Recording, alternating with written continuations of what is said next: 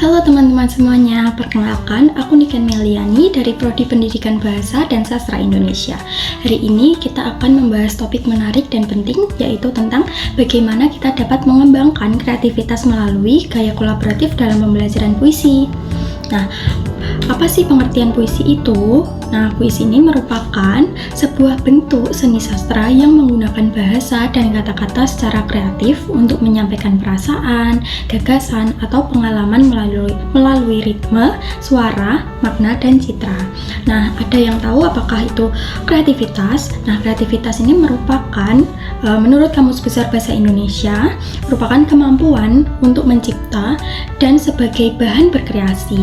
Nah, dalam pembelajaran puisi ini, kreativitas bisa menjadi jembatan bagi siswa untuk mengekspresikan emosi, ide, dan imajinasi mereka. Namun, seringkali pembelajaran puisi dianggap membosankan karena kurang melibatkan siswa secara aktif. Nah, disinilah gaya kolaboratif ini bisa menjadi solusi yang menarik. Nah, bagaimana sih konsep gaya kolaboratif dalam pembelajaran ini? Nah, gaya kolaboratif ini merupakan pendekatan yang melibatkan kerjasama antar siswa untuk mencapai tujuan pembelajaran bersama. Nah, pendekatan ini menekankan interaksi aktif berbagai ide dan pemecah masalah secara kolektif loh. Nah, dalam pembelajaran puisi, gaya kolaboratif dapat diwujudkan melalui berbagai kegiatan seperti diskusi kelompok, penulisan puisi bersama, dan analisis puisi secara kolaboratif. Nah, adapun manfaatnya loh dari gaya kolaboratif ini. Nah, yang pertama yaitu meningkatkan imajinasi.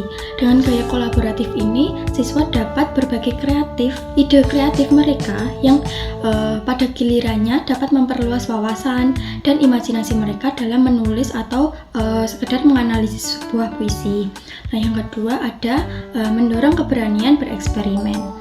Nah, dalam sebuah kelompok ini, siswa lebih berani loh untuk mencoba gaya bahasa baru seperti metafora unik atau bentuk puisi yang tidak biasa karena mereka merasa didukung oleh teman-teman mereka dalam kelompok tersebut. Nah, yang ketiga ini membangun keterampilan komunikasi. Nah, saat bekerja sama, siswa itu belajar loh bagaimana menyampaikan ide dengan jelas dan mendengarkan pendapat orang lain. Nah, ini adalah bagian penting loh dari kreativitas. Nah, yang keempat yaitu menghasilkan karya kolektif yang berkualitas. Nah, dengan kolaborasi ini, seorang siswa itu bisa menghasilkan sebuah puisi yang lebih kompleks dan kaya. Karena apa? Karena memadukan berbagai ide dari sudut pandang. Nah, adapun strategi penerapan gaya kolaboratif dalam pembelajaran puisi. Salah satunya itu yang pertama ada diskusi kelompok.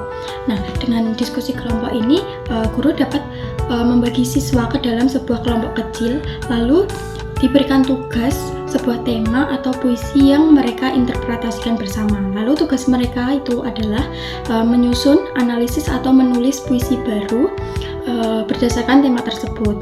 Nah, yang kedua itu ada puisi berantai. Nah, di sini masing-masing siswa dalam kelompok dapat menuliskan satu baris puisi, yaitu selanjutnya baris-baris puisi tersebut kemudian dirangkai menjadi satu puisi yang utuh. Dan ini juga membantu siswa memahami kesinambungan ide dan membangun kreativitas bersama. Nah, yang ketiga ada dramatisasi puisi. Nah, dalam ini kelompok siswa memilih sebuah puisi untuk dipentaskan.